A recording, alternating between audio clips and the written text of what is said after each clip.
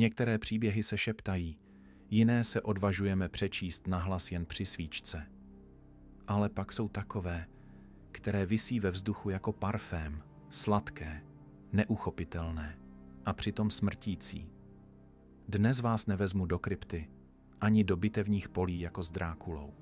Dnes vstoupíme do salonu, do pokoje s krajkovými záclonami, kde leží mladá dívka, bledá, a pozoruje vás očima, které si vás vybírají. Vítejte, poutníci, v Kronikách krve. Dnes otevřeme stránku, na které se krev a krása slévají v jedno a kde první vampírská legenda moderní literatury není mužem v plášti, ale ženou se šeptem na rtech. Její jméno bylo Carmilla a ten, kdo s ní zůstal příliš dlouho, už se nikdy zcela neprobudil. Příběh se odehrává v Rakousku, v zapomenuté krajině obklopené lesy, kde mlha nikdy zcela neodchází. Vypravěčka Laura je mladá dívka, žije na odlehlém panství se svým otcem, důstojným, ale odtažitým mužem. Panství je tiché a v jeho zdech dýchá prázdnota, která si žádá příběh. A pak přijde ona. Vše začíná podivnou nehodou, kočár ztroskotá před branami jejich sídla.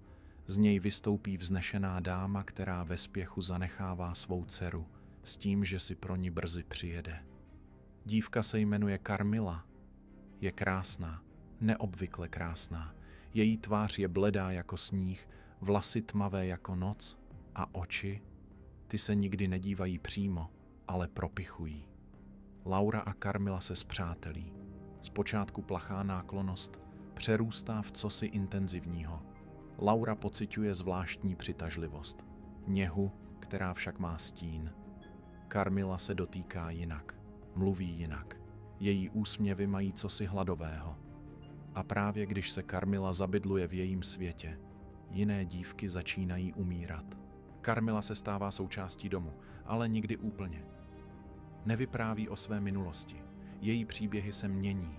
Čas od času utrousí slovo ve zvláštním jazyce. Jednou se představí jiným jménem. Nikdy nejde do kostela. A v noci nespí. Laura to slyší. Krok, šepot, otvírání dveří. A přesto cítí k ní pouto. Ne jako k přítelkyni. Něco hlubšího, intimního, ale i znepokojujícího. Carmilla jí hladí po vlasech. V jejím pohledu je bolest i touha. A Laura se dusí v něze, kterou nechápe. Nechá se unášet, ale někde uvnitř roste úzkost. Začíná mít zvláštní sny. O stínu v její posteli, o doteku na krku, o chladném dechu, který jí zanechá na kůži růžovou skvrnu. Carmilla ji utěšuje, ale dívky v okolí stále umírají. Vždy bledé, oslabené, bez zjevné příčiny. Lékaři krčí rameny, ale vesničané začínají šeptat slova jako přízrak, krvesaj, čarodějnice. A Laura? Její tělo slábne, ale její cit ke Carmille sílí přes všechen strach. Dny ubíhají a Carmilla kvete. Zatímco Laura bledne, její ruce ztrácí sílu, oči ztrácí jiskru a noc co noc se budí s pocitem, že někdo byl v jejím pokoji, nebo že tam stále je. Otec přivolává lékaře. Ten zmateně sleduje Lauru a šeptá: to není nemoc, to je vyčerpání duše. A pak přichází zpráva. Další mladá žena zemřela v nedaleké vesnici. Stejný věk, stejná tvář smrti, bledá, bez známek násilí. Jen 2 podivné ranky na krku. Vzpomínky se začnou vracet. Laura si vzpomene na dívku z dětství, která ji objímala ve snu. Na sen, kdy cítila bolest, ostrou a sladkou. A na tvář Carmilly těsně předtím, než ztratila vědomí. Začíná chápat, ale nechce uvěřit. Carmilla, kterou milovala, která ji hladila po tváři, která šeptala slova cizím jazykem, posetmění. To ona je ten stín. Ale jak to říct nahlas? Jak se vůbec bojuje proti někomu, kdo přichází jako milenec a zanechává po sobě jen ticho a smrt? Otec, vyděšený a zoufalý, hledá odpovědi. Obracejí se na starého muže, barona Wardenburga, učeného a neústupného, který má ve své knihovně svazky, o nichž se ani nešeptá. Když zaslechne jméno Karmila, zbledne a vysloví jiné, Mirkala Karnstein, dcera šlechtického rodu, pohřbená před více než stoletím. Podle starých záznamů však Mirkala nikdy nezemřela, zmizela. A poté, každých několik let, někde zemřela mladá dívka. Vždy podobně, vždy náhle. Wardenburg ví, co to znamená a ví, co musí udělat. V noci vyrážejí na panství Karnstein, opředené mlhou a mechem. V zemi tam spí, ale nespí. Když odkryjí hrob, najdou tělo. Krásné, zachovalé, rty rudé, jako by ještě šeptaly. A na prsou stříbrný medailon s podobiznou Laury. Bez váhání vrazí kůl do jejího srdce, useknou hlavu a tělo spálí. Karmínový dým se zvedne z popela jako dech upíří kletby a zmizí. Laura se uzdraví, ale její srdce zůstane poznamenané. Nikdy už nebude věřit snům, ani temným očím, které slibují věčnost. Karmila zmizela, ale příběh zůstal, jako připomínka, že největší hrozba nemusí vždy přicházet se zbraní v ruce. Někdy stačí dotek, úsměv, šepot. Příběh Karmily se neobjevil náhodou.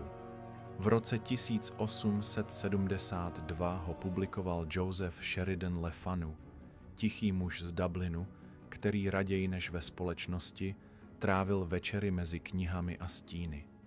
Byl známý tím, že psal o tom, co není vidět. Ale co cítíme v zádech, když se zhasne svíčka?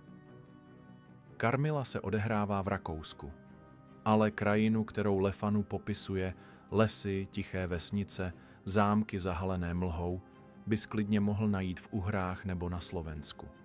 A právě tam žila žena, která mohla být Karmilou dřív, než vznikla. Erzsébet Báthoriová, hraběnka z Čachtic, šlechtična, kterou obvinili z mučení a vražd více než 600 dívek. Legenda říká, že se koupala v krvi, aby si uchovala mládí. Ať už to byla pravda nebo ne, zůstala v paměti jako královna temnoty. Le Fanu znal tyto příběhy a možná právě skrze ně vdechl Karmile život, nebo spíš nemrtvost. A co je nejzajímavější, Karmila vyšla o 25 let dříve než Drákula, o 2 dekády dříve, než se na světě objevil slavný kníže v plášti, a přesto v mnohém byla temnější. Karmila není jen gotický příběh o upírce, je to obraz, který nese víc než jen zuby a krev. V jejím příběhu se skrývá symbolika zakázané touhy. 2 ženy, Karmila a Laura. Vztah, který roste tiše, intimně, až příliš. V době, kdy společnost potlačovala každou odchylku od normy, byla jejich blízkost nebezpečná. Ne proto, co se dělo, ale proto, co se mohlo stát. Karmila je obrazem toho, co patriarchální svět nechtěl pojmenovat. Touhy žen, které si nevolí muže. Moc, která nepochází z autority, ale z přitažlivosti. A krásy, která neničí mečem, ale polibkem. Karmila je krásná a právě proto nebezpečná. Její láska není hlasitá. Je jako mlha. Omotá tě dřív, než pochopíš, že jsi se ztratil. Její upírství není o napadení. Je to pomalé pohlcení. Díváš se jí do očí a ani nevíš, kdy jsi přestal být sám sebou. A právě v tom je její síla. Nezabíjí hrubou silou. Zabíjí tím, že si tě získá. A to byl pro tehdejší svět horor největší. Karmila byla temná krása. Byla to hrozba, která se usmívala. Ne jako démon v plameni, ale jako dívka ve sněhu. Karmila, Drákula, 2 jména, 2 stíny a přesto tak rozdílní. Drákula, muž, šlechtic, vládce. Karmila, žena, dívka, ticho. Drákula přichází z bouří, s lodí, s krysami, s temnotou. Je to invaze. Karmila je už vevnitř, byla tam vždycky, už spí v pokoji vedle. On je tvář cizího zla, z východu, z hor, z jiné doby. Ona je tvář zla známého, krásná, mladá, důvěrná, tvář přítelkyně. Drákula působí skrze sílu, Carmilla skrze pouto. Drákula si bere krev, Carmilla ji dostává, protože jí věříš. Oba dva jsou upíři, ale jen jeden tě donutí pochybovat, jestli to celé nebyla láska. Byla Carmilla jen výplodem fantazie, nebo otiskem všech žen, které historie nazvala nebezpečnými, jen proto, že byly jiné? Byla to příšera, milující bytost, stín, nebo jen zrcadlo našich vlastních strachů a tužeb? Carmilla se nestala ikonou díky krvi, ale díky tomu, co skrývala za úsměvem. A proto je dodnes tak děsivá. Ne proto, že vás pokouše, ale proto, že jí možná uvěříte. Pokud vás příběh Carmilly zaujal, dejte videu like, odebírejte kanál Kroniky krve a napište do komentářů, byla Carmilla jen příběh nebo ozvěna skutečné historie. A pokud máte tip, jakou další stránku našich temných kronik bychom měli otevřít příště, napište mi. Možná se právě vaše volání ozve jako další hlas ve tmě. Děkuji, poutníci, že jste se mnou otevřeli další stránku z Kronik krve.